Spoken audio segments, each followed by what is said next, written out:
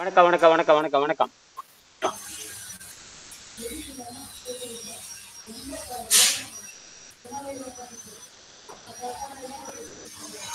காலையில் என்ன பார்த்தோம்? இங்கே சத்தம் வர்றது கொஞ்சம் அப்படியே இது பண்ணிக்கோங்க. ரயிலில் போகிற சத்தமா எந்த சத்தம் இது? ம் அந்த நன்கு சுத்தமான பிறகு வளர்ந்து விட்ட பிறகு, அதாவது ஒரு மனிதன் வளர்ந்துட்டான்னு வச்சுக்கோங்க. ஒரு மனிதன் வளர்றான், குறிப்பிட்ட வயது வரைக்கும் வளர்றான்னு நினைக்கிறோம் இல்லைங்களா? நம்ம சொல்றோம் இல்லையா? வணக்கம், நான் பேசுறது கேட்குதுல்ல? ஆ கேக்குதுங்க. சரி. இப்போ வளர்ந்து விட்ட பையன்னு, வளர்ந்து விட்ட மனிதன் வளர்ந்துட்டான்னு சொல்றோம் இல்லையா? பொதுவாக பார்த்தீங்கன்னா 15 வயசுக்கு மேலே வளர்ந்துட்டாங்கிறோம்.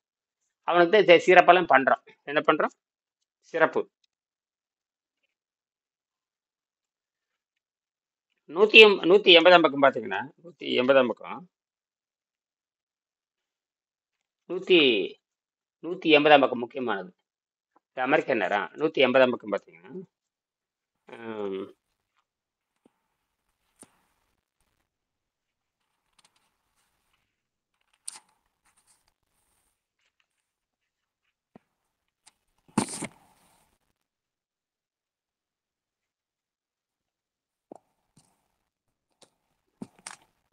அதாவது உணவில்லாமல் வாழுகிற யோக முறை 180ஆம் பக்கம்.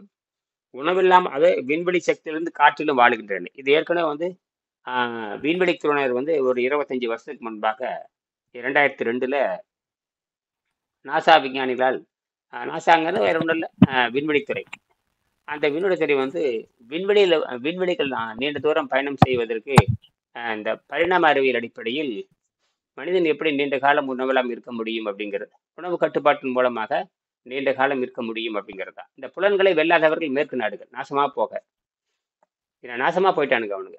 புலன்களை தாண்ட திருட, புலன்களை கண்டபடி தின்னு போட்டு வைத்தியம் பார்த்துட்டு இப்போ இங்கிருந்து வெளிநாடு போறவங்கள வெள்ளைக்காரங்க மாட்டிக்கிறான். இங்கிருந்து எவன் வெளிநாடு போறானோ, இந்தியாவில் இருந்தாலும் அவன் தப்பிப்பான். வெளிநாடு போறவன் பூரா எங்க பண்ணிட்டான், எங்க போய் மாட்டிக்கிறான்னு வெள்ளைக்காரன் வைத்தியத்துக்கு போறானுங்க. வெள்ளைக்காரன் வைத்தியம் போனா அவனுக்கு அந்த ஜென்மமே கிடையாது. அவனுக்கு புலன்களை தாண்டாதனால நீ இப்படித்தான் இருக்கணும்னு சொல்லிட்டு போயிடுறான். அதனால வீணா செத்து போயிடுறாங்க. வெளிநாட்டுக்கு போறவங்க யாருமே தயவு செய்து எங்க போகாதீங்கன்னா, வெள்ளைக்காரங்கிட்ட மருத்துவத்தை ஆய்வறிக்கு போக ரத்தத்தில் செக் பண்ணி பார்க்காதீங்க. புரியுதா?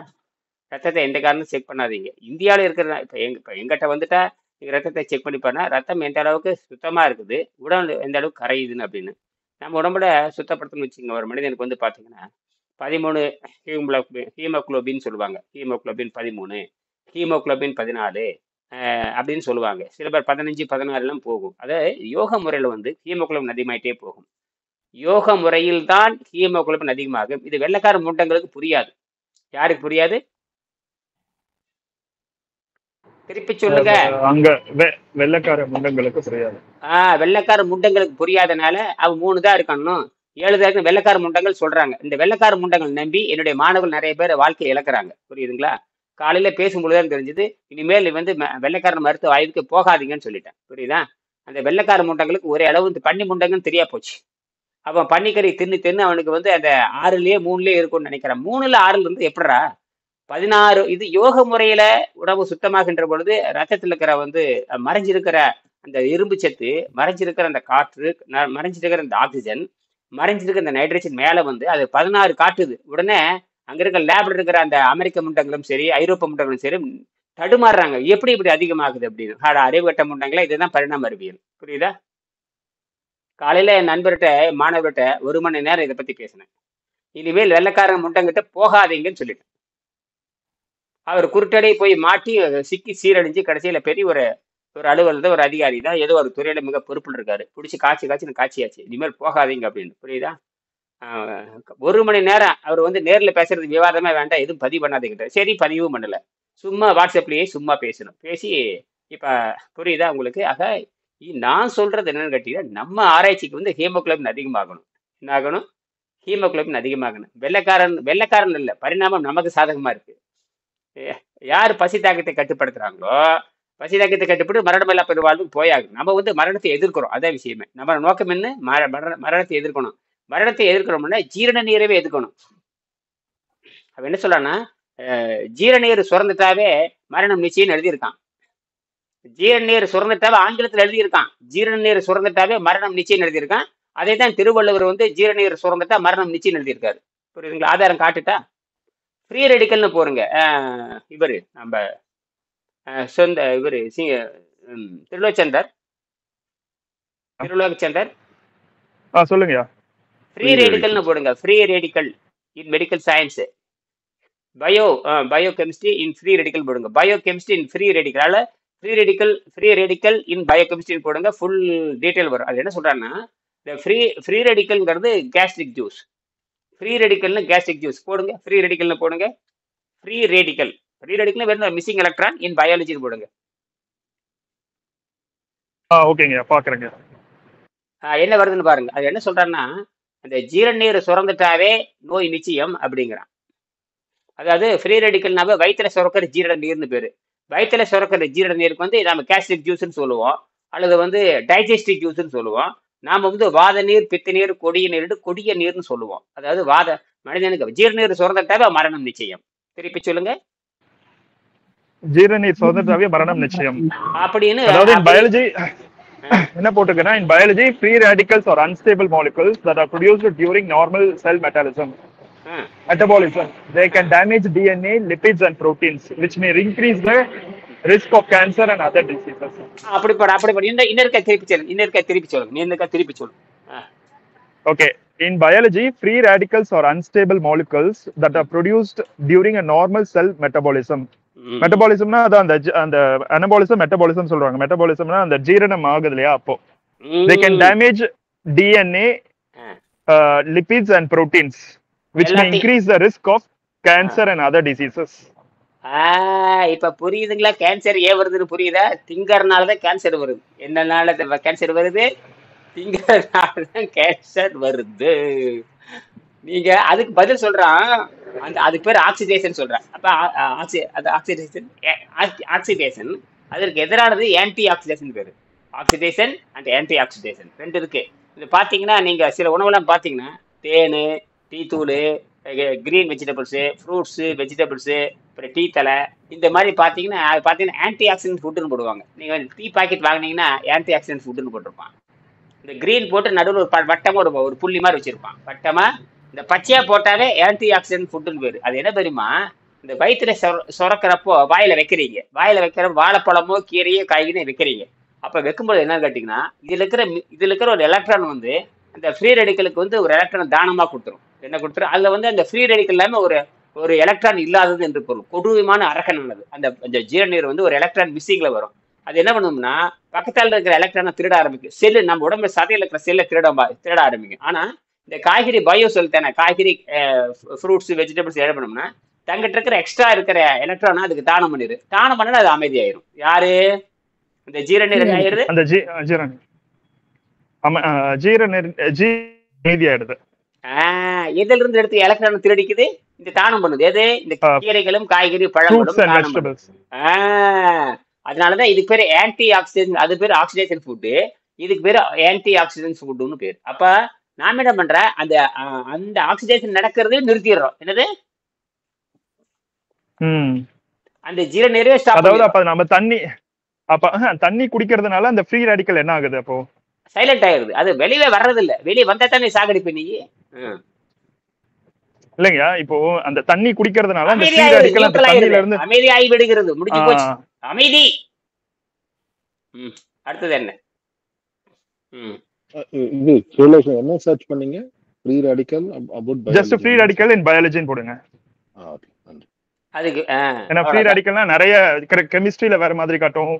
ஒரு சப்ஜெக்ட் ஒரு மாதிரி வரும். ஃப்ரீ ரேடிக்கல் இன் பயாலஜி போட்டீங்கன்னா அந்த கூகுளே ஃபர்ஸ்ட் பேராகிராஃபே வருது. சரி. இப்ப இதைத்தான் திருவள்ளுவர் சொல்றாரு. இதைத்தான் திருவள்ளுவர் 2000 ஆண்டுக்கு முன்னாடி கண்டுபிடிச்சு அழகா எழுதுறாரு. புரியுதா? அதுக்கு இந்த free radical unstable chemically incompleted substance that steel electron from other molecule. இது கான்ட்ரிபியூட் டு கேன்சரு, அப்புறம் எல்லா ருமேட்டிக்ஸ், கேன்சரு, ருமேட்டிக்ஸ், லொட்டோரோஸுக்கு நம்ம எல்லா மரணத்துக்கு காரணம் அதுதான். அப்போ இதைதான் திருவள்ளுவர் சொல்றாரு, மிகுந்தாலும் குறைந்தாலும் நோய் செய்யும் சொல்றாரு. மிகுந்தாலும் குறைந்தாலும் நோய் செய்யும். இப்போ எங்கிட்ட வந்து பாத்தீங்கன்னா, எங்கிட்ட பாத்தீங்கன்னா 1 ரூபாயும் இல்லை, 50 பைசா, எங்கிட்ட வந்து 50 பைசாவும் இல்லைங்க ஐயா. 50 பைசாவும் இல்லை, 1 ரூபாயும் இல்லை அப்படின்னு எங்கிட்ட எவ்வளோங்க பணம் இருக்கு? எங்கிட்ட 50 பைசாவும் இல்லை, 100 காசும் இல்லை. 50 பைசாவும் இல்லை, 100 பைசாவும் இல்லை. எங்கிட்ட எவ்வளோங்க பணம் இருக்கும் சொல்லுங்க? என்கிட்ட பணமே இல்லைன்னு தான் அர்த்தம் அதுக்கு. இதை வந்து தப்பா எழுதிட்டாரு பரிமேலழகர். பரிமேலழகரை பத்தி நான் பாண்டிச்சேரி டிஸ்கஸ் நடந்தது பரிமேலழகரை பத்தி. ஏன்னா அவங்க ஜெர்மன்ல இருந்து வந்த பூரா ரொம்ப பிரில்லியன்ட் தான். ஆனால் பிரில்லியன்ட் நான் ஒத்துக்கிறேன், அவங்க தரத்தை எதிர்பார்க்கறாங்க. ஆனால் இன்னும் அவங்க வந்து 2000 ஆண்டுக்கு பின்னாடி இருக்கிறாங்க. நம்ம 2000 ஆண்டுக்கு பின்னாடி இருக்கிற இலக்கியத்தை நம்ம 2025 ஆராய்ச்சி பண்ணி மனிதனுக்கு மரணமே கிடையாதுன்னு சொல்லிட்டு டாப் குவாண்டம் தமிழுக்கு போயிட்டான். அவங்க கிட்ட கிளாசிக் தமிழ் உட்காந்துருக்காங்க. இன்னும் அவங்க இப்ப லேட் பண்ணாங்கன்னா இன்னும் 2000 ஆண்டு ஆகும். அப்படி எப்படி புரிஞ்சு போறாங்கன்னு தெரியல. அதனால வந்து நான் ட்ரை பண்றேன், எங்க ஜெர்மன் தமிழ் டிபார்ட்மெண்ட் ட்ரை பண்றேன், முயற்சி பண்றேன். எந்த அளவுக்கு இந்த புத்தகத்தை படிப்பாங்கன்னு தெரியாது. ஏன்னா தலைவர்கிட்டே கொடுத்தாச்சு, டிபார்ட்மெண்ட் தலைவர்கிட்டே கொடுத்தாச்சு இந்த புத்தகத்தை, புரியுதுங்க? அது மட்டும் இல்ல, இந்த டிபார்ட்மெண்ட் வேலை செய்யற 10 பேத்துக்கு கொடுத்தாச்சு. வெவ்வேறு நாட்டை சேர்ந்தவட்டும் கொடுத்தாச்சு. அந்த நாட்டு தமிழ் துறைக்கும் கொடுத்தாச்சு, அந்த நாட்டுல பணிபுரிகிற வெவ்வேறு தலைப்புல வெவ்வேறு நாட்டை சேர்ந்த அவங்ககிட்டையும் கொடுத்தாச்சு. அப்ப ஏதோ ஒரு வகையில கிளிக் ஆகுன்னு எதிர்பார்க்கிறேன். எப்போ அவங்க அடி வாங்குறாங்கன்னு தெரியாது. யாரு இந்த தமிழ் டிபார்ட்மெண்ட் ஏற்றுறவங்களுக்கு, தமிழ் துறையை சேர்ந்த மாணவர்களுக்கு கடுமையான நோய் வரும்பொழுது எனக்கு தொலைபேசி பண்ணாங்கன்னு வச்சுக்கங்க, டக்குன்னு பயிற்சி கொடுத்து எனக்கு காப்பாத்திடுவேன்.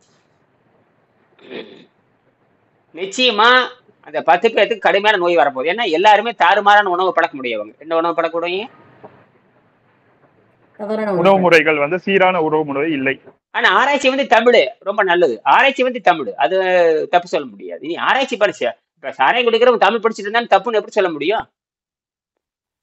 சாராயம் குடிக்கிறவன் தமிழ் படிச்சாலே தப்புன்னு எப்படி சொல்ல முடியும் நான் கேட்கறேன். அவன் தமிழ் படிக்கிறதே பெரிய விஷயம். தமிழ் படிக்கிறதே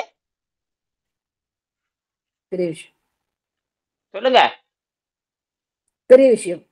அப்புறம் அவங்ககிட்ட போய் நீ சாராயம் குடிக்கணும் தப்பு, முதல்ல தமிழை படுற முண்டா, அப்புறம் அப்புறம் தமிழுக்கு ஒழுக்கம் இருக்குன்னு சொல்லிடலாம்.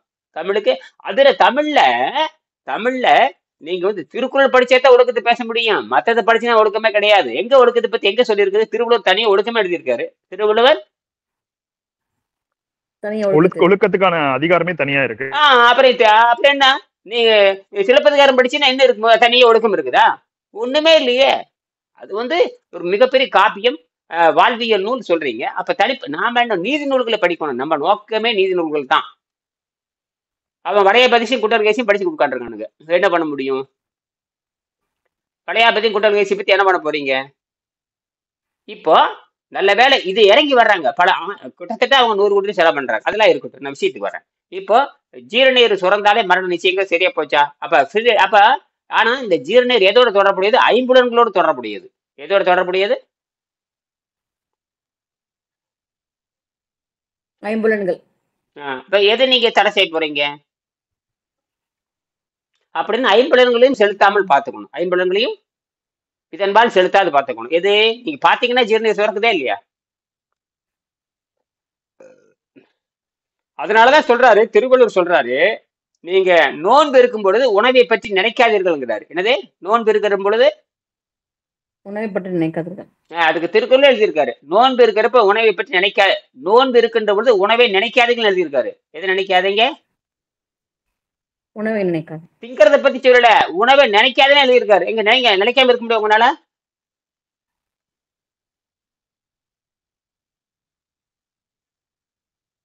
கண்டிப்பா நினைக்காம இருக்க முடியறதுக்கு வாய்ப்பு இப்ப ரொம்ப ரொம்ப கம்மிங்கயா.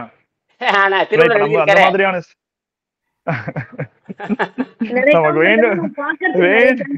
நமக்கு வேணும்னு சொன்னாலும் வேண்டாம்னு சொன்னாலும் அதை கோத்ரூ பண்ணி தானே ஆகணும்.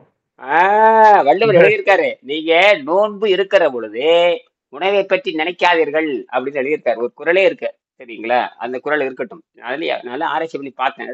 இப்படிதான் சொல்லியிருக்கு. அது இப்படிலாம் சொல்லியிருப்பாரு. என்னடா அது இப்படி சொல்றாரு அப்படின்னு. ஆமா, நீங்க என்ன நினைக்கிறீங்க? காலையில இருந்து நோன்பு இருப்பீங்க, சாயங்காலம் 6 மணிக்கு ஃபுல் கட்டலாம்னு நினைச்சிட்டு இருப்பீங்க. அப்படி கட்டினாவே தப்புங்க. அப்படித்தான் என்னுடைய மாணவர்லாம் மாட்டிக்கிறாங்க. சரி, அது போயிட்டு போய் தப்பு இல்லை. நாம என்ன பண்ண, சாப்பிட்டுட்டு போற ஒன்றும் தவறு கிடையாது. அதுக்கு நம்ம ஒண்ணு கண்டுபிடிக்கிறத அந்த தண்ணீர். நல்ல வேற திருவள்ளுவர் அதுக்கே பதிலே சொல்லிட்டாரு. உற்றநோய் நோன்றல், அது முதல்ல உற்றநோய் நோன்றல். தவம்னா என்ன தெரியுமா? பசி தாக்கத்தை கடத்தல்.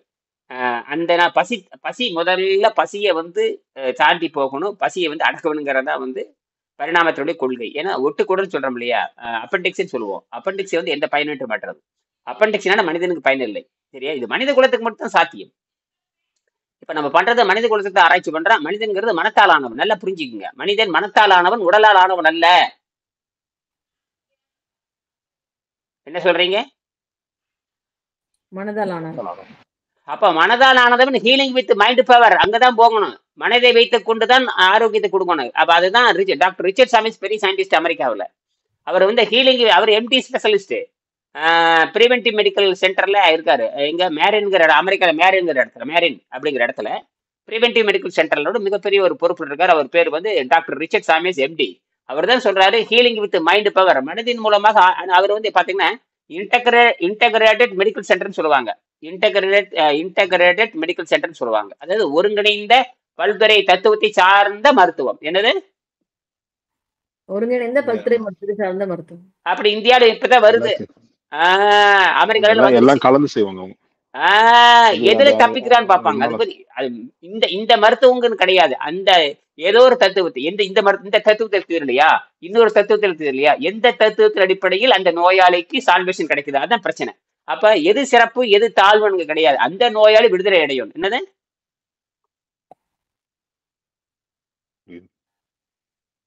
பதிலே ஏன் பல்துறை மருத்துவம் வைக்கிறீங்க? ஏன் உள்ள அலோபதி மட்டும் வச்சுட்டு போக வேண்டியதானே? ஏன் பல்துறை மருத்துவத்தை வைக்கிறீங்க? இல்ல சைனா மருத்துவம் வைக்கிறீங்க, சைனா இந்தியா மருத்துவம் வைக்கிறீங்க, ஆயுர்வேதம் வச்சுருக்கு அங்க. இதே உன் நாட்டுல அந்த மருத்துவம் தானே பெருசு, அதே வச்சுட்டு போக வேண்டியதானே. அவனுக்கு புத்தி வந்திருக்குது, லேட்டா தான் புத்தி வந்திருக்குது. வெள்ள அமெரிக்காரனுக்கு லண்டனுக்காரனுக்கு லேட்டா தான் புத்தி வந்திருக்குது. அதனால பல்துறை மருத்துவம் இந்தியாவில இந்த மாதிரி அந்த மாதிரி கிடையவே கிடையாது. இப்ப எங்கேயோ ரெண்டு முளைக்குது. அதை இப்ப எல்லா துறையும் அங்க வச்சிருக்கணும். இப்ப தமிழ்நாட்டுல கொண்டு வந்துட்டானுங்க. எல்லா தமிழ்நாட்டில் இருக்கிற எல்லா அரசு மருத்துவர்கள் பூரா ஆயுர்வேத சித்த மருத்துவ பிரிவு கொண்டு வந்துட்டானுங்க. இந்த மருத்துவ பிரிவு கொண்டான்ல, நீ கொண்டு வரல, கொண்டு வா. கோவிட் வரும்போது நிறையவே கொண்டு வந்தாங்க. நீதே அனுமதிப்படுத்தல. அதுக்குள்ள அந்த ஒண்ணும் இல்லைங்க, பட்டினி போட்ட வெறும் நீங்க ஒண்ணு அன்னைக்கு வந்து ஒரு காய்கறி தண்ணி மட்டும் 3 நாளைக்கு குடிச்சிங்கன்னா சரியே வராது. காய்கறி தண்ணி 3 நாளைக்கு, காய்கறி கஞ்சி. இப்ப கூட காலையில் எங்க வீட்டுல கேரட் கஞ்சி வச்சாங்க. நான் சொன்ன கேரட் வெங்காயம் நிறைய போட்டு வைங்க அப்படின்னு. இன்னைக்கு பூரா தண்ணியிலே ஓடிட்டு இருக்குது, கேரட் தண்ணியில ஓடிட்டு இருக்குது. இன்னைக்கு வெங்காயம், இன்னைக்கு வந்து கேரட் கஞ்சி. என் பொண்ணு கேரட் கஞ்சி எடுத்துட்டு கல்லூரிக்கு போயிருக்காங்க. கேரட் கஞ்சி எடுத்துட்டு கல்லுக்கு போற ஒரே பொண்ணு என் பொண்ணு தான். கேரட் கஞ்சி எல்லாம் ஊத்தி கொடுக்க போகுது. காலையில கேரட் கஞ்சி குடிச்சாச்சு, மத்தியானம் பிளாஸ்க்ல ஊத்திட்டாங்க, சுட சுட பிளாஸ்க்ல ஊத்திட்டு போயிட்டாங்க. அது குடிக்கிற மாதிரி காப்பி மாதிரி தானே இருக்கும். பிளாஸ்க்ல ஊத்தி ஒரு 2 லிட்டர் பிளாஸ்க்ல ஊத்திக்கிட்டு, 1 லிட்டர் பிளாஸ்க்ல 2 லிட்டர் 1 லிட்டர் 2 லிட்டர் ஊத்திக்கிட்டு, அப்புறம் சட்னி, என்னது புதினா சட்னி அரைச்சி எடுத்துக்கிட்டு அங்க இருக்க எல்லாத்துக்கும் அங்க இருக்க ப்ரொஃபஸர்லாம் கொடுக்கறதுக்கு போயிட்டாங்க. காலையிலேயே கேரட் கஞ்சி சாப்பிட்டு உருப்பிடுவாய் அப்படின்னு. என் பொண்ணுக்கு புரியுது. அப்போ என்ன கேட்டீங்கன்னா, இப்படி சாப்பிடும் பொழுது உடம்புல நைட்ரஜன் பிளஸ் ஆக்சிஜன் அதிகமாயிரும். என்ன ஆயிரும்? நைட்ரஜன் ஆக்சிஜன் அதிகமாகும் பொழுது கொழுப்பு தானாவே குறையும். என்னாகும்? கொழுப்பு உடல்ல இருக்கிற அடப்பு பூரா குறையும். அடப்பு குறைஞ்சு ரத்தம் சுத்தமாகறப்ப மறைஞ்சிருக்கிற ஹீமோகுளோபின் டைன்னு மேல முடியாது. ஹீமோகுளோபின் அதுதான் ஏற்கனவே தயாரிச்சு வச்சிருக்குது. அது மேல இருக்கிற கொழுப்புனால வெளியே தெரிய மாட்டேங்குது. மேல இருக்கிற கொழுப்புனால இப்ப கண்ணாடி இருக்குது, முகவாக்குற கண்ணாடி இருக்குது, நாலு படம் கவனிக்கல தூசி படிஞ்சிருக்கும். நீங்க என்ன பண்றீங்க? தண்ணி போட்டு துணி போட்டு என்ன பண்றீங்க? இந்த கண்ணாடி என்ன பண்றீங்க? இந்த பதில காணும். இல்ல புரியுது. அது படிஞ்சிருந்தா உங்க முகம் தெளிவா தெரியாது கண்ணாடியில. நீங்க ஸ்டார்ச்சை தின்னு தின்னு தின்னு தின்னு தின்னு அமிலமாயி கொழுப்பாயி ரத்தத்துல போய் கெட்டி ஆயிக்குது. அது உள்ள மறைஞ்சிருக்கு, தெரிய மாட்டேங்குது. இது நீங்க சாதாரண கொழுப்பு தின்னு தின்னு தின்னு கெட்டு போனாவே ஒரு மெடிக்கல் ரிப்போர்ட் வச்சிருக்கிறேன். சாதாரண கொழுப்பு தின்னு தின்னு பன்னிக்கறி தின்னு கோதுமை தின்னு நல்ல பண்ணு அவன் பார்த்து அவன் திக்கிறத பார்த்தா 2 கிலோ திம்பானுங்க. ஒவ்வொரு அமெரிக்கனும் திங்கிறது பாத்தீங்கன்னா 2 கிலோ திம்பா. எத்தனை திம்பா? காலையில 2 கிலோ, மத்தியானம் 2 கிலோ, ராத்திரி 2 கிலோ திங்கிறதே. ஒரு பண்ணுன்னு பாத்தீங்கன்னா இத்தாச்சும் ஒரு பண்ணு இருக்கும். பண்ணே 1/2 கிலோ இருக்குங்க. அந்த பண்ணுல பன்னிக்கறி இருக்கும். என்ன இருக்கு? ஐயா இப்போ ஹீமோகுளோபின் எனக்கு கூட அதிகமா இருந்ததுங்கய்யா. அவங்க டாக்டர் என்ன சொல்றாங்க, ஹீமோகுளோபின் அதிகமா இருக்கு, நீ வந்து சுகர் உனக்கு ஆரம்ப ஸ்டேஜ், மருந்து எடுத்துக்கிறியான்னு கேக்குறாங்க. என்னோட ஃப்ரெண்டோட அம்மா ஹீமோகுளோபின் கம்மியா இருக்குன்னு ஹாஸ்பிட்டல் அட்மிட் பண்ணி வச்சிருக்காங்க 3 நாள் வச்சு. அந்த அம்மா புண்ணாக்கிட்டு இருக்காங்க. நம்ம கஷ்டப்பட்டு ஹீமோகுளோபின் கொண்டு வந்தா அவங்க அது டாக்டர் சிஸ்டம் படி 6 தான் இருக்கணும், உனக்கு 7 இருக்குது அதிகம்ன்றாங்க. அதுதான் அந்த பன்னிமுண்டங்கள். அதை விடுங்க, அது கடந்துட்டு போகுது. அவனுக்கு தான் முடிஞ்சான், அதாவது முடிச்சுட்டீங்க, அவ்வளவுதான். அமெரிக்கா மருத்துவம் இல்ல, வெள்ளக்காரனுடைய அலோபதி மருத்துவத்துக்கு போனா அவன் கோவிந்தா தான். அவன் வந்து அதுதான் அவனுக்கு என்னன்னு தெரியாது. இது வந்து பரிணாம யோக முறைங்க. யோக முறை என்பது அட்வான்ஸ் ஸ்டேஜ். அது வந்து 4ஆம் அறிவு கூட தாண்டாது. வெள்ளக்காரனுடைய கல்வி முறை 4ஆவது கூட தாண்ட 5ன்னு வச்சுக்கலாம், அவ்வளவுதான். அதை வச்சுக்கிட்டு நீங்க ஒன்றும் பண்ண முடியாது, அதனால தூக்கி குப்பையில போடுங்க, எல்லாம் சாவுவாங்க. நீங்க சொல்லிருங்க, நீங்கெல்லாம் வந்து இந்த லிங்க் கொடுத்து அவங்க பார்த்தாங்கன்னா நம்ம தமிழர்களாவது காப்பாற்றலாம், இல்லாட்டினா கோவிந்தா கோவிந்தா தான். சரி, புரியுது. இல்லைன்னா ஒண்ணும் பண்ண முடியாது. எங்க ஊடகம் வந்தாச்சுங்க, அதுலதான் வந்து ஊடகம் வந்தாச்சு. எங்கேயோ உட்காந்து நான் பேசிக்கிட்டு இருக்கேன், ஊடகத்தின் வழியாக திருத்தி இது குருகுல கல்வியை மாத்தியாச்சு. இனிமேல் எங்க கூப்பிட்டாலும் நீ வாங்க, அமெரிக்கா கூப்பிட்டு வாடான்னு வரப்போறது. நாங்க வந்து நான் என்னத்தை கிடிக்க போறேன்? தேவையில்லாத பிரச்சனை, சட்டங்கள் எவ்வளவு லொட்டு லொசுக்குன்னு போட்டு அரசியல்வாதிக்கு பண்ற அட்டகாசம் தாங்க முடியல. பேசாம இதுலயே பேசிட்டு போக வேண்டியது. அமெரிக்காவோட லண்டன் என்னது, அமெரிக்காவோட தான் பேசிட்டு இருக்கு, லண்டன்ல தான் பேசிட்டு இருக்காரு, அவர் சிங்கப்பூர்ல பேசிட்டு இருக்காரு, எத்தனையோ பேர் பார்த்துக்கிட்டு இருக்காங்க. இது போதும், இதை தடை எவனும் செய்ய முடியாது. வாய்ப்பு இருந்தா எலன் மாஸ்கிட்டே பேசிட வேண்டியது. அவனுக்கு புற்றுநோய் வரும்போது நாம சொல்லிக் கொடுக்கலாம் அவனுக்கு, அவனும் பண்ணிக்கிறதுங்கிறான் தானே, அவனுக்கு புற்றுநோய் வராது என்ன சொல்லுவாங்க, அவன் நியூரல் லிங்க்ங்கிற ஒரு வெண்ணையும் நடக்காது. புரியுதுங்களா? எழுதி வச்சுக்க. சைடு எஃபெக்ட் வந்து அவனே சாக போறான். சைடு எஃபெக்ட் வந்து அவனை அவன் பேரு எலன் மாஸ்க், அவன் சாக போறான். அவன் ஓட்டையை போட்டு உட்கார வச்சிருவானா? அவன் ஓட்டையை போட்டு வச்சிருப்பாரு. நீ உனக்கு கைகள் வரா போகும்பொழுது உனக்கு ஓட்டையை போட்டு மண்டையில ஓட்டையை போட்டு வைக்கும்போது ஒழுதுட்டு இருக்கு எல்லாமே. அவட தீந்த நீ. நிறைய பேர் ஓட்டையை போட்டு, நிறைய பேர் ஃப்ளூட் இது மாதிரிங்கய்யா. எங்க நிறைய நான் ஒரு 10 வருஷம் கூட வைத்தியம் பார்த்துருக்கிறேன். ஃப்ளூயிட் அதிகமாகி மண்டையில வந்து ஃப்ளூயிட் அதிகமாயிரும். அது ஃப்ளூட் ஆயிட்டு மாட்டினா கைகள் விளங்காம போயிடும். அது திரவம் மூளையில வந்து திரவம் அதிகமா சுரக்க ஆரம்பிச்சிரு. கடைசியில் என்ன பண்ணுங்கன்னா ஏதோ ஒரு ஓட்டை போட்டுருவாங்க, ஏதோ ஒரு ஓட்டை போட்டு அந்த எக்ஸ்ட்ரா இருக்கிற திரவம் வந்து சொட்டு போட்டு கீழே இறக்கி விட்டுருவாங்க. அது பையில நம்பிட்டு இருக்கும். மூளையில இருக்கிற திரவத்தை அது அதிகமா போச்சுன்னா ரத்த அழுத்தம் ஆயிரும். அதிகமா ஆயிடுச்சுன்னு வச்சுங்க, ஓவர்லோட் ஆகும். மூளைக்கு அழுத்தம் கொடுக்குறப்ப மூளை யாரும் செய்யாது, கைகள் வராது. அதை கண்ட்ரோல் பண்ணி கொடுத்த. அப்ப கட்டி வேற வந்துருச்சு, மூளையில கட்டி வேற வந்துருச்சு, டியூமர் வேற வந்துருச்சு. அதை கரைச்சி கொடுத்தாரு. கரைச்சி 10வது நாள் கரைஞ்சாச்சு, டியூப்பை வெளியே எடுத்தாச்சு, முடிஞ்சு போச்சு. கண்ட்ரோல் ஆயிடுச்சு. எது கண்ட்ரோல் ஆயிடுச்சு? மூளையில எக்ஸ்ட்ரா இருக்க பூரா கோலை நீர். ஆகாரத்தை வெறும் காய்கறி கஞ்சியும் தண்ணி கஞ்சியுமே கொடுத்தேன். 2 நாள் கொடுத்தேன், 3 நாள் கொடுத்தேன், வெளிக்கு போக வச்சு இனிமா கொடுத்தேன். கரெக்டா அப்படி பண்ண வெயிட்டை பூரா படத்துல ஒரு 3 மாசத்துல ஒரு 10-15 கிலோ வெயிட்டை குறைக்கும் பொழுது எல்லாம் சுக்கமா காண போச்சு. போயிட்டு வந்து கடைசியில நன்றி சொல்லிட்டு போனாங்க. வெறும் நன்றிதான் சொல்லிட்டு போனாங்க, அவ்வளவு. வேற எந்த நன்கொடையும் எதுவுமே கொடுக்கவே இல்லை. நான் சொல்றது ஒரு 15 வருஷத்துக்கு முன்னாடி. அவர் அதுக்கு அவரு தலைமையை வழக்கறிஞர் வேற, கோயம்புத்தூர்ல. வள்ளலார் மேல பற்றுடையவர், வள்ளலார் மேல பற்றுடையவர். ஆனா அவர் வள்ளலார் என்ன சொல்றாரு உங்களுக்கு புரியாது. நிச்சயமா வள்ளலார் என்ன சொல்றாருங்கிறது, வள்ளலார் என்ன சொல்றாருங்கிறது வள்ளலாருடைய பக்தர்களுக்கு ஒண்ணும் தெரியாது. சொத்து முண்டங்கள் தான் எல்லாருமே. என்ன முண்டங்கள்? உண்மைதான். அது பேசி இது தனிமை, இது பரிணாம அறிவியல். நான் சொல்லுவது இது பரிணாம அறிவியல். வெங்கடேசன் வந்து கண்டுபிடிச்ச பியூர் சயின்ஸ். சார்லஸ் டார்வினுக்கு அடுத்தபடியாக வெங்கடேசன் தான் 2வது சார்லஸ் டார்வின். 2வது எவல்யூஷன் சயின்டிஸ்ட் யாருன்னு கேட்டீங்கன்னா சயின்டிஸ்ட் வெங்கடேசன் தான். ஆகையினால அதுல நாம எல்லா தலைப்பிலும் பேசுவோம். பாரு, டக்கு நடிச்சுனே இல்லையோ, போய் பாரு, என்ன பாக்குறேன்னு இல்லையோ, உடனே வந்தாச்சு. நம்ம நீ உலகத்துல எவன் என்ன கண்டுபிடிச்சாரு? இப்ப பயோ போட்டானிக் பத்தி பேசிட்டு இருக்கிறோம், அது அட்வான்ஸ்டா போகுது. பயோ போட்டான் வந்து உடம்பெல்லாம் பேசிக்குது, பழகி உடம்பு சுத்தமாக மரணத்தை எதிர்க்க ஆரம்பிச்சிடும். என்ன ஆரம்பிச்சிடும்? மரணத்தை எதிர்க்க ஆரம்பிச்சுட்டே போய் எல்லாத்தையும் நியூட்ரல் பண்ணிட்டே வரும். எல்லாத்தையும் நியூட்ரல் பண்ணி விட்டுரும். என்ன பண்ணி விட்டுரும்? நியூட்ரல் பண்ணிட்டு எம்ஆர்ஐ ஸ்கேன்ல கண்டுபிடிக்க முடியாது. எம்ஆர்ஐ ஸ்கேன்ல ஒன்னும் கண்டுபிடிக்க முடியாது. ஒரு கட்டி டியூமர் தான் கண்டுபிடிக்குமே தவிர அது எப்படி டிஎன்ஏ வந்து நியூட்ரல் ஆகும் கண்டுபிடிக்க முடியாது. நான் நியூட்ரல் பண்ணி விட்டுருவேன். ஏன்னா பசியே நியூட்ரல் பண்ணும்போது ஆட்டோமேட்டிக் என்ன ஆயிரும்? எல்லாமே நியூட்ரல். இது வெள்ளைக்காரனுக்கு தெரியும் இந்த ரகசியம், தமிழர்களுக்கு மட்டும் நியூட்ரல் ஆச்சுன்னா இந்த ஃப்ரீ ரேடிக்கல்ல போய் அந்த பசியை சாந்தப்படுத்துச்சுன்னா அப்ப டெத்ன்றது இருக்கவே இருக்காதுல்ல, நேச்சுரலா டெத் இருக்காது. கரெக்டா சொல்றீங்க, டெத்தே இருக்காது. அது டெத் வந்து சமாதியா மாறிடும். டெத் என்னவா மாறி? சமாதியா மாறிடும். ஏன்னா அதுதான் டேமேஜ் ஆகுது செல்ஸ். ஃப்ரீ ரேடிக்கல் தான் அந்த செல்ஸை டேமேஜ் ஆக்குது, அந்த டிஷ்யூவை வந்து டேமேஜ் ஆகி வயசாக காரணமே அதுதானே. வயசாக காரணம் அதேதான். பிடிச்சிட்டீங்களா? கரெக்ட் அடிச்சிட்டீங்க.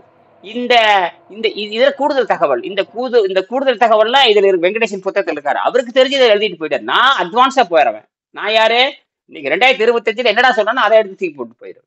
நமக்கு 2025 நான் யாரு? எல்லாத்தையும் எங்க வாத்தியார் நான் முந்தணும் இல்ல, வெங்கடேசனை எப்படா முந்தரணும் அப்பதான் எனக்கு பெருமை. யார முந்தணும்?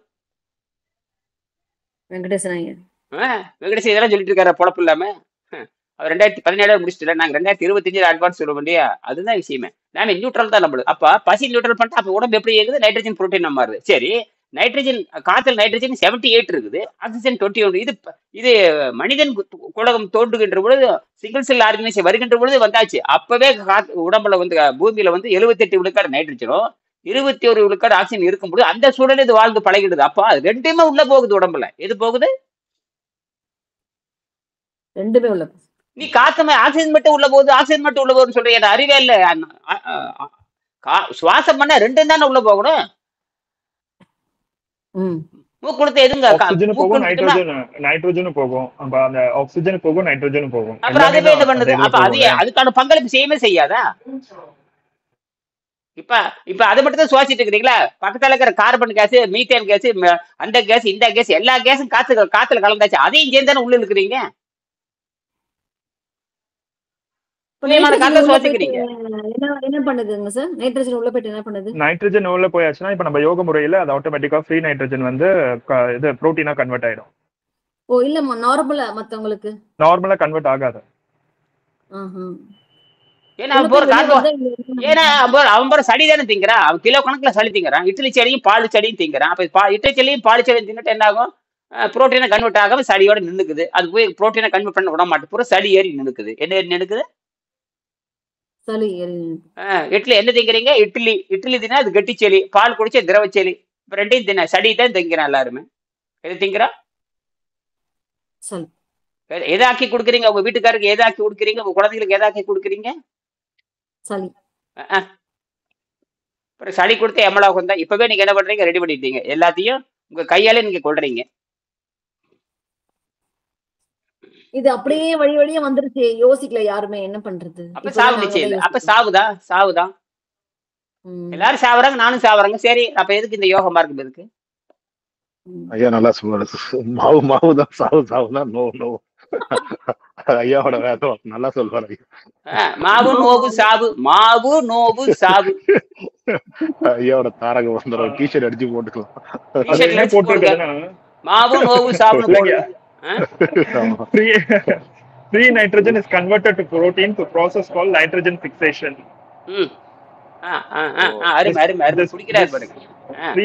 Free nitrogen is converted to proteins through a process called nitrogen fixation. This process makes nitrogen available for plants to use in producing proteins. Very good. இப்படி மாணவர் இருந்தா தான் நம்ம nitrogen converts to protein. Google பண்ணீங்கன்னா வருதுங்கய்யா. இல்ல நம்ம உடல் வந்து தாவர உடலுக்கு மாறிச்சுன்னா காத்துல இருந்து நைட்ரஜனை கன்வெர்ட் பண்ணி புரோட்டீன் எடுத்துக்கும். ஆனா இங்க இருக்கிற சயின்ஸ் என்ன சொல்லுதுன்னா, புரோட்டீன் நீங்க சாப்பிடாம இருந்தீங்கன்னா நல்லது கிடையாது. இவ்வளவு % புரோட்டீன் அப்பதான் வியாபாரம் பண்ண முடியும். சிக்கனையும் மட்டனையும் விற்க முடியும். அதனால புரோட்டீன் வேணும் பிரெயின் வாஷ் பண்ணி கார்பரேட் சிக்கன் இண்டஸ்ட்ரி வந்து தமிழ்நாடு அதிகம் 5000 கோடி பிசினஸ். இன்னைக்கு பிராய்லர் கோழி வந்து 5000 கோடி பிசினஸ். அப்ப என்ன பண்ணுவாங்க? அதுதான் ஐயா கிட்ட அன்னைக்கு கேட்டேன். இப்ப நமக்கு குளோரோஃபில்லே இல்ல, எப்படிங்க போட்டோசிந்தசிஸ் பண்றது? அப்ப ஐயா சொன்னாரு, நமக்குதான் மெலனின் பிக்மெண்ட் இருக்குல்ல, அதுல அதுதான் இது அதுவா மாறி இருக்கு அப்படின்னு நிறைய மெலனின் வந்துருச்சு இல்லையா? மெலனின் வந்துட்டு அதை அப்படியே அப்சர்வ் பண்ணி அப்படியே புரோட்டீனை கன்வெர்ட் பண்ணிடும். அது மட்டும் இல்ல, செல்ஃப் அயனைசேஷன், செல்ஃப் டிஸ்அசோசியேஷன் ரெண்டுமே பண்ணும். அயனைசேஷன், டிஸ்அசோசியேஷன் ரெண்டுமே பண்ணும். அதாவது மேக்னெட்டிக் வேவ் உள்ள பண்ணி உள்ள இழுத்து எல்லாத்தையும் பண்ணிக்கிட்டு எலக்ட்ரிசிட்டி உற்பத்தி பண்ணும். எல்லாமே உற்பத்தி பண்ணு, மிராக்கலா உற்பத்தி பண்ணும். எல்லாமே அது உற்பத்தி பண்ணி விட்டுரும். அந்த வெளியே சுத்திட்டு இருக்கிற நம்ம சுத்தி இருக்கிற ஒய்ஃபைல இருக்கிற காமா ரே, மேக்னெட்டிக் ரே, மின்காந்த அலைகள் எல்லாத்தையும் உள்ள இழுத்து அப்சர்வ் பண்ணி, ஏன்னா நம்ம உடம்பு வந்து எல்லா ஹீட்டையும் இழுக்கும். நானோ பார்ட்டிகள் இருந்து பெக்டோ பார்ட்டிகள் வரைக்கும் எல்லா ஆட்டம்ஸையும் இழுக்கும், எல்லா கதிர்வீச்சும் இழுக்கும். அப்படி கதிர்வீச்சு உள்ள இழுக்கணும்னா நம்ம உடம்பு வந்து மெலோனின் இருக்கணும். என்ன இருக்கணும்? மெலோனின் வந்து நம்ம உடம்புல இருக்கிறதுனால அதெல்லாம் சாத்தியம். இருட்டில் உட்காந்தாலும் இழுக்கும். எங்க உட்காந்தாலும் இழுக்கும்.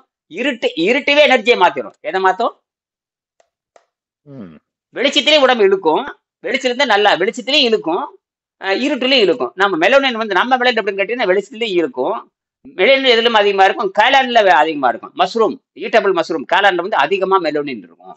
அது வெள்ளையாத்தான் இருக்கும், அது பச்சையுமே கிடையாது. ஆனால் அது இருட்டிலேயே வளரும்.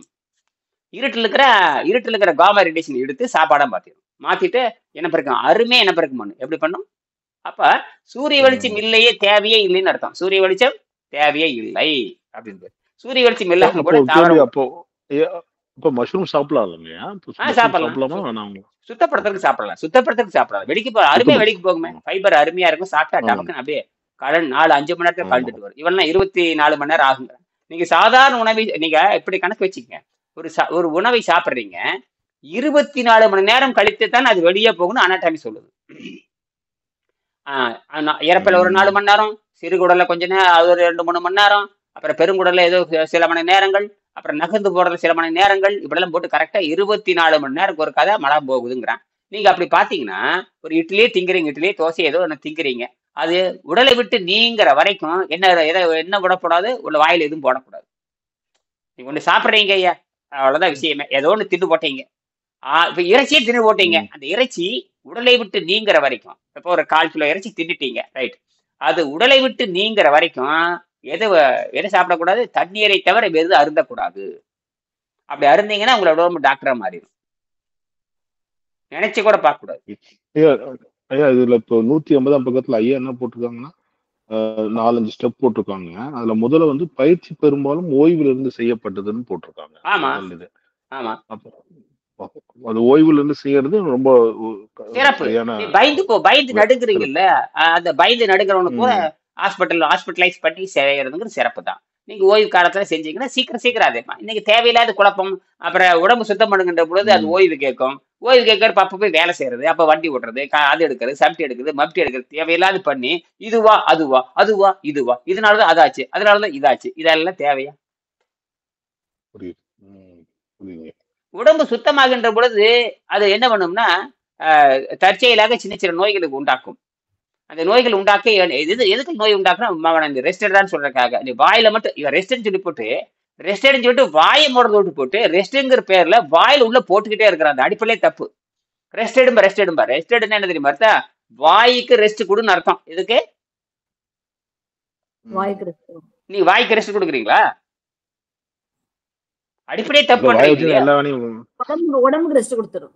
உடம்புக்கு ரெஸ்ட் கொடுக்குறீங்க, வாய்க்கு தான் ரெஸ்ட் கொடுக்க சொல்லியிருக்கான். இவன் என்ன பண்றான்னா வீட்டுல உட்காந்து கண்டது திங்கிறது, அது தின்னுகிட்டே இருக்கிறது. அப்படியே அது என்ன உடம்புக்கு ரெஸ்ட்? உடம்பு கெட்டு போகுமியா? தப்பாக சொல்லியாச்சு. அது நம்ம பேசி பிரயோஜனம், தப்பிக்கிற வேலையை பார்க்கலாம். சரி, அப்ப யோக முறை என்ற புத்தகத்துல வருது, உடலின் முதல் பெருங்குடல் இறுதி வரை உணவு பாதை முழுவதும் மிகவும் சுத்தமாக வைக்கப்படுவதால் அது விண்வெளி சக்தியை கிரகித்து மனித உடலுக்கு சக்தி அளிக்கிறது. பரிணாம சித்தாந்தத்தின்படி மனித உடலுக்கு மட்டும்தான் சாத்தியம். பரிணாம சித்தாந்தத்தின்படி மனித உடல்னா மனதே அடிப்படை கொண்ட உடல் அர்த்தம். ஜீரணரே அடிப்படை கொண்டதோ. என்ன பேஜ் படிக்கிறீங்க? எந்த பக்கம் படிக்கிறீங்க? 181ஆம் பக்கம். 180 180ஆம் பக்கம் பாருங்க. அப்ப மனிதனுக்கு மட்டும் அதுதான் மனிதனா மனத்தால் ஆனவன் அர்த்தம். மனிதன் அறிவால் ஆனவன் அல்ல, மனிதன் மனத்தான் ஆனவன். அறிவும் சேர்ந்து வருது. அது 6 அறிவு, அதுவே அவற்றோட மனநே. 6 அறிவு அதுவே அவற்றோடு மனநே. 6 அறிவும் பகுத்தறிவும் மனமும் சேர்ந்தது என்று தொல்காப்பியம் சொல்லுது. இது உலகத்துல எங்கேயும் சொல்லாத தத்துவம். அது அறிவு மனமும் சேர்ந்ததா உடல்னு தமிழ் தான் சொல்லுது. அதனாலதான் உயிர் மெய்யின்னு பேர் வச்சோம். உயிர் மெய்யி, உயிருங்கிறதே இல்லைங்கிறான் வெள்ளக்கார. நம்ம உயிர் உண்டுன்னு சொல்றோம், புரியுதா?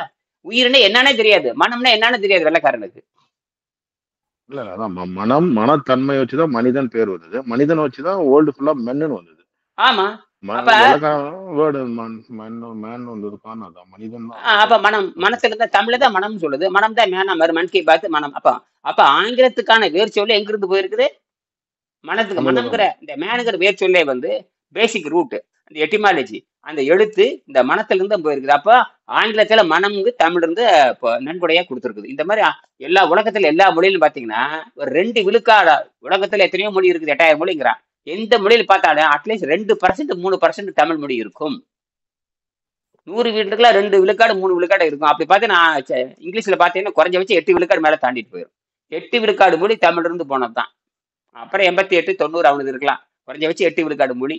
எட்டிமாலஜி படிச்சு பாருங்க. அதுல பாத்தீங்கன்னா கிட்டத்தட்ட பாத்தீங்கன்னா பாதி வந்து பிரிச்சு படிச்சு பார்த்தா கடைசியில எங்க வந்துட்டானு தெரியுங்களா?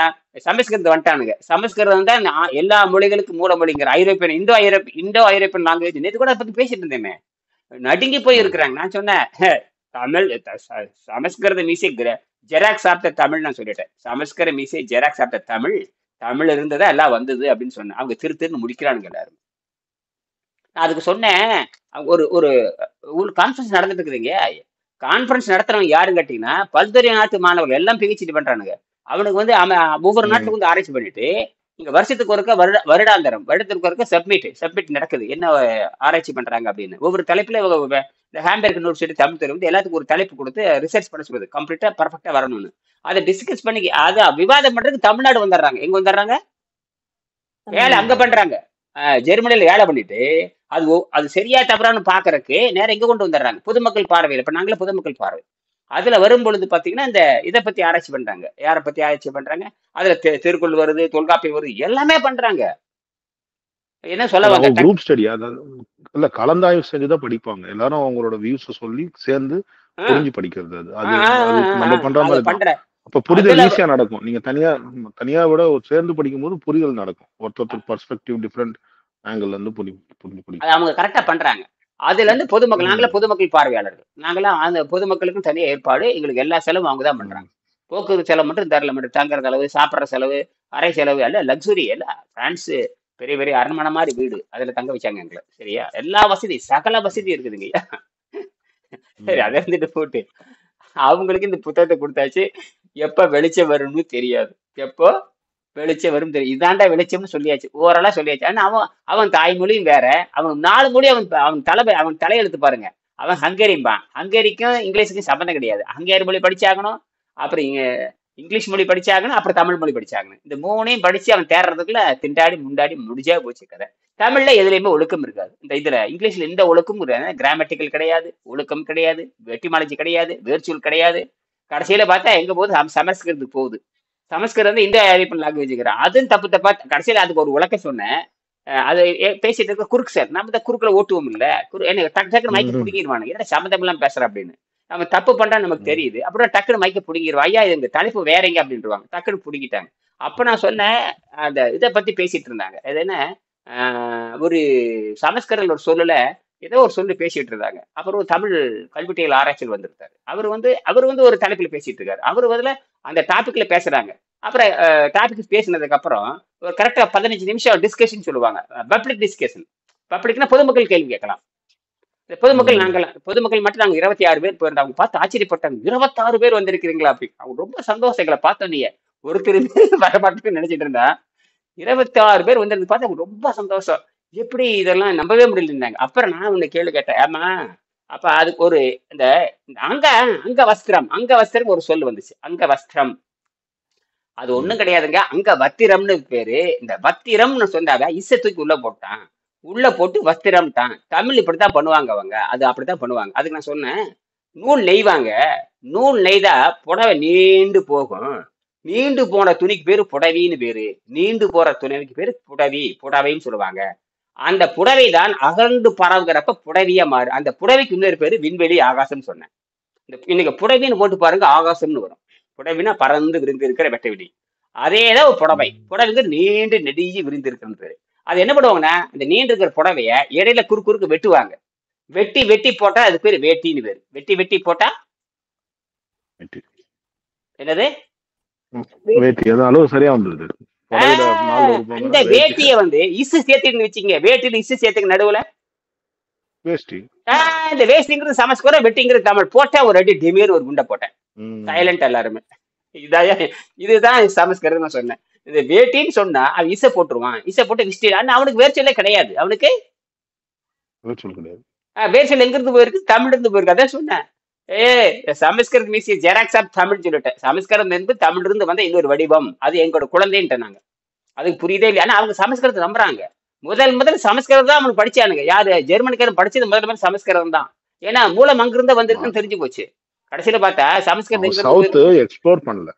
இல்ல அவங்க முதல்ல வரும்போது சவுத் எக்ஸ்ப்ளோர் பண்ணல. மேலோட்டமா படிச்சுட்டு வடநாட்டுல படிச்சுட்டு அதுதான் மொழின்னு சொல்லி அந்த புக்கெல்லாம் எடுத்துன்னு போயிட்டாங்க. சான்ஸ்கிரிட் எல்லாத்தையும் எடுத்துன்னு போய் ஜெர்மன்ல வச்சு படிக்க ஆரம்பிச்சிட்டாங்க.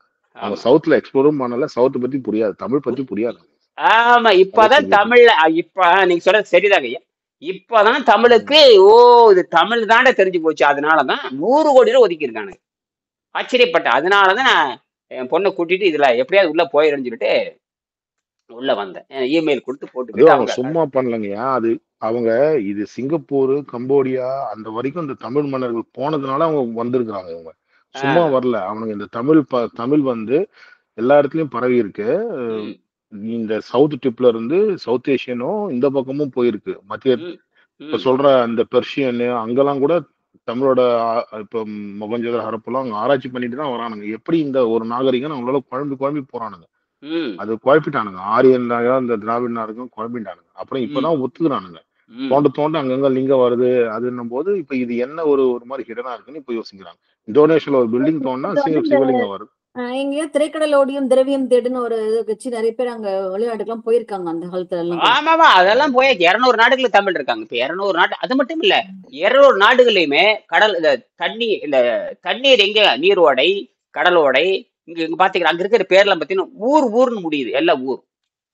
திருவுன்ற ஆமா. ஊர் திருப்பூர்னு சொல்ற மாதிரி இந்த ஊருங்கிற பேர் மட்டும் உலக நாடுகள்ல பல நாடுகள்ல வந்து ஊருங்கிற பேர் முடியுது. ஊர் திருப்பூர் கரூர் அப்படின்னு சொல்றோம் இல்லையா அந்த ஊருங்கிற அந்த ஊரை பேட்டுக்கண்டு ஊர்னு முடியும். இந்த ஊருங்கிற சொல்லி தமிழ்ல இருந்து போனதுதான். அப்புறம் வில்லேஜ் கிராமம் சொல்லி எல்லா நாட்டிலும் இருக்கு. கிராமம் பல நாடுகள்ல வந்து கிராமம் இருக்கு. இந்தியாவுக்கு பேர் கிராமம்பாங்க. கிராமம்னா என்ன அர்த்தம்? அது மூலமொழி காமம் வேறு. காமம்னா கூடுதல் பேரு. காமம்னா கூடுதல். காமம்னா ஆணும் பெண்ணும் கூடுனால காமம் தான். ஒரு 100 பேர் விழாவில் கூடுனால காமம் தான். அது காமம் தான் என்னமாவது கிராமமா மாறு. கிராமம் தான் கதிர்காமம் கதிர் கிராமம். அந்த கதிர் காமம்னா ஊரு கூடல்னு பேரு. சரி. தவம்ன்ற வேர்டு தியானமும் ஒண்ணு, தவமும் தியானமும் ஒண்ணு. தவம் வேற தானம் வேற. தவம் வேற தியானம் வேற. தவத்துக்கும் தியானத்துக்கும் எந்த சம்மந்தம் இல்லை. தியானம்னா நினைக்கிறதுன்னு பேரு. தியானம்னா நினைதல் அவ்வளவுதான். தவம்னா துன்பத்தை போக்குதல். தன் துன்பத்தை போக்குதல் தவம்னு வேறு. அடுத்தவங்க கொலை செய்யறதுக்கு பேரு தான் தவம். தன் துன்பத்தை போக்குறதும் தவம். சமஸ்கிருதத்துல தபசுன்னு சொல்லுவாங்க. அன்னைக்கு பேசும்போது அந்த அஷ்டாங்க யோகத்துல 2வது படிநிலையில யமம் நியமத்துல வர்றதுதான் தவம். அஷ்டாங்க யோகத்துல அந்த நியமத்துக்கு தாண்டி அதுக்காவது 6வது 7வது நிலையில தான் யோக இது அதுக்கப்புறம் தான் வருது. 7வது தான் வருது தியானமே. 2வது நிலையிலேயே நமக்கு தவம் வந்துருது. இப்ப தமிழ் நம்ம திருக்குறள் படிச்சதுனால ஐயா சொல்றதுனால நியமத்திலேயே தவம் வந்துருது. நியமத்திலே தவம் வந்தாச்சு. தியானம் தேவையில்லை. நம்ம பசியே போயிடுச்சுன்னா உடம்பு வந்து விண்வெளிக்கு மாறிடுது. விண்வெளிதான் நம்ம ஆகனால விண்வெளில இருந்து சக்தி வரனால ஆகாரத்தை நிறுத்துறோம். நம்ம எல்லாமே அந்த விண்வெளியில இருந்து சக்தி எடுக்கிறப்ப அப்படியே விண்வெளியில இருந்து கீழே வர எல்லாமே எல்லா வகையான பொருட்களும் நமக்கு அருவ வடிவமாக உள்ளே பாய்ந்து விடுகிறது. அப்ப பசி துன்பம் மறைந்து விடுகிறது. பசி வந்தாலும் கவலைப்பட தேவையில்லை. அதான் drinking water and free radical போட்டேன் கூகுள் பண்ண. அது என்ன காட்டுதுன்னா drinking alkaline or hydrogen rich water may help reduce free radicals in the body which help with aging and chronic diseases. However, more research is needed. இன்னும் research தேவைப்படுது அப்படின்னு அவங்க சொல்லிட்டு இருக்காங்க கூகுள்ல. ஆனா நமக்கு என்ன தெரியுது, இப்ப பசியை வச்சு அந்த தண்ணியை வச்சு பசியே அடைக்கிடலாம் அப்படின்னு ஜீரண நீர் அதெல்லாம் இன்னும் தெரியல இல்லையா மக்களுக்கு. இப்பதான் வந்து இதுல ஒரு கேள்வி ஐயா, அதுல ஒரு கேள்வி. இப்போ இங்க நிறைய இடத்துல வந்து இப்போ காஸ்கோ மத்த கடைகள் அமெரிக்கால அல்கலைன் வாட்டரே விக்கிறாங்க. பிஹெச் லெவல் ஹைன்னு. அது வாங்கி குடிக்கிறது நல்லதுங்களா? அது நல்லது இல்லைங்களா? முட்டாளுக்கு தான் வாங்கி குடிப்பாங்க. அதெல்லாம் தேவை. முட்டாளுக்கு தான் வாங்கி குடிப்பாங்க. இல்ல அது விக்கிறானுங்களே அவங்க அல்கலைன் வாட்டர். தாங்க சொல்றேன். நாம வந்து என்னுடைய மாணவர்களுக்கு அது முட்டாளுக்கு வாங்கி குடிக்கிறது முட்டாள்தனம் சொல்றேன். என்னுடைய மாணவர்களுக்கு பதில் சொல்ல முடியும். கடையில விற்கிறன்னு வித்துட்டு போறேன். எவன் வந்து தண்ணியை தவிர வாங்கி குடிக்க தண்ணியை தவிர எது வாங்கி குடிச்சாலும் அது முட்டாள்தனமானது. இளநீ குடிச்சாலும் முட்டாள்தனமானது. என்ன இளநியே முட்டாள்தனம் சொல்லிருக்கும் பொழுது அப்புறம் நீங்க வேற என்ன சொல்ல போறோம்? பிரச்சனை தூய தண்ணீர் தான். என்னது பிரச்சனை? தூய தண்ணீர் தான் பசி தாக்கத்தை கட்டுப்படுத்தும். நீங்க சாப்பிடறத பத்தி பிரச்சனையே எனக்கு கிடையாது. ஆனால் தூய தண்ணீரை வைத்துக் கொண்டுதான் எதை நீ கட்டுப்படும். நீ இட்லியும் தோசையும் பூரி மகள் தின மட்டும் பசி கண்ட்ரோல் ஆகலன்னு போய் சேர வேண்டியதுதான். சாவுதான். பசியோடு இருந்தா சாக மாட்டேன்னு விஞ்ஞானம் சொல்லுது. பசியோடு இருந்தா சாவதில்லைன்னு விஞ்ஞானம் சொல்லுது. பசியோடு இருந்தா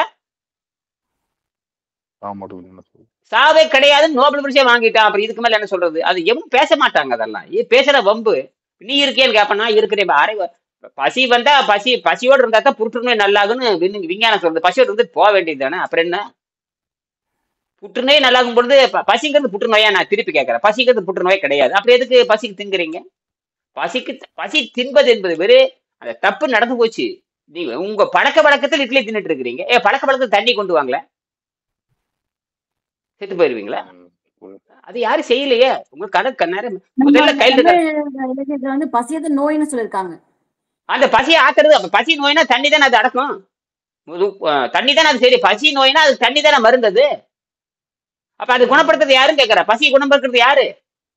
திரும்பி வராம பாத்துக்கணும் இல்லையா? பசிங்கிறது திரும்பி வராம, நோய்ங்கிறது திரும்பி வரணுமா வரக்கூடாதா? வரக்கூடாது. அப்புறம் நீங்க தின்னுட்டே இருந்த வருதா இல்லையா? அடிப்படை தப்பு இல்லையா? தண்ணி குடிச்சு பாருங்க, பசி வராது. ம். தண்ணி ஒண்ணுதான் உடல்ல வந்து அப்படியே போய் அப்படியே வர்றது. அதனாலதான் தண்ணி உள்ள எதுவும் செலுத்தாது. குறிப்பா சொல்றேன். தண்ணி என்ன பண்ணும்னா உள்ள ஆமா. எதுவும் செலுத்தாது. எது செலுத்தாது? எந்த விஷயம் தண்ணியில எதுவுமே கிடையாது. ஹைட்ரஜன் ஆக்சிஜன் ரெண்டை தவிர எதுவும் கிடையாது. அது உள்ள போகுது, உள்ள இருக்கிற அழுக்க கூட்டிட்டு வெளியே போயிடும். உள்ள இருக்கிற அழுக்க கூட்டிட்டு தானும் வெளியேறும், அழுக்க கூட்டிட்டு வெளியே தண்ணியில எப்படி அழுக்கு தண்ணி அழுக்கு துணியை வந்து துவைக்கும் பொழுது தண்ணியும் போயிடும், அழுக்கும் போயிருதா இல்லையா? ஏன் தண்ணி துணி துவைக்கிறப்ப தூய தண்ணீர் போட்டு துணி துவைக்கிறீங்க? தூய தண்ணி இருந்தா தான் அழுக்க வெளியே எடுக்கும். தூய தண்ணி இருந்தா தான் அழுக்கு வெளியே சொல்லுங்க, சொல்லுங்க, நீங்களே அழுக்கு சொல்லுங்க. வெளியேறும். அங்க ரசத்துல ரசம் உயர்ந்த ரசத்தை நல்ல அந்த ரசம் இந்த ரசம் தக்காளி ரசம் தயிர் ரசம் எல்லாம் போட்டு ரசத்தை கிண்டி கிளறி துணி துவைக்கலாம் பார்க்கலாம். ரசத்துல துணி துவைக்க முடியுமா? நான் கேக்குறேன். செய்யுங்களா பார்க்கலாம். அந்த அந்த நிறைய ரசம் வச்சுக்கிட்டு நான் துணி முக்கி முக்கி துவைக்கிறேன்னு சொன்னா அதே முட்டாள்தனம் தான் எதுவுமே. அப்ப தூய தண்ணீர் தான் துணியை துவைக்கினா உள்ளே இருக்கிற விஷத்தை எடுத்துட்டு வர்றது தூய தண்ணீர் தானே. எந்த விஷத்தையும் உள்ள செலுத்து தூய தண்ணியில ஒண்ணுமே கிடையாது. அப்ப ஆர்ஓ வாட்டர் கரெக்ட் தான், ஆர்ஓ வாட்டர் கரெக்ட் தான், மழை நீர் சரிதான், மழை நீர் சரிதான். மழை நீர் குடிச்சா மட்டும்தான் சரி. மழை நீர் கிடைக்காதனாலதான் ஆற்று நீரை குடிக்கிறோம். அந்த ஆற்று நீரை அழுக்கு நீக்கப்பட்ட கிருமி நீக்கப்பட்ட ஆற்று நீரை குடிக்கிறோம். அப்பதான் உள்ள எதுவும் செலுத்தாது. நான் கூட எழுதியிருக்கேன், தூய நீர் ஏற்கனவே போட்டிருக்கேன். கிளிப் நீங்களே படிக்கிறது இல்லை, அதுக்கு நான் என்ன பண்ண முடியும்? புத்தகமே படிக்கிறது இல்லை. உங்களுக்கு ஆரோக்கியம் மட்டும் வேண்டாம், ஒன்றும் நடக்காது.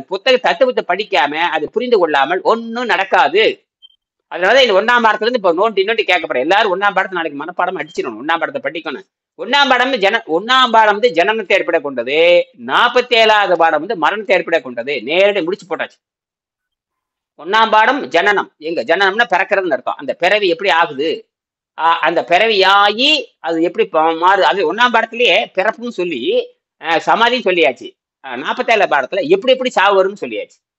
இதுல நீங்க சமாதி அடையை பத்தி சொல்லியாச்சு. அங்க 47 பாடத்துல எப்படி சாக போறான், யோகம் பயிலாதவன் எப்படி நோய்வாய்ப்பட்டு சாகிறான், யோகம் பயின்றவன் வந்து சாவை சமாதியாக மாற்றிக் கொள்கிறான், மரணத்தை தன் கையில் வச்சுக்கிறான் அப்படிங்கிறது வச்சுக்கிறேன். சரியா? மீண்டும் சந்திப்போம் நாளைக்கு. நன்றி.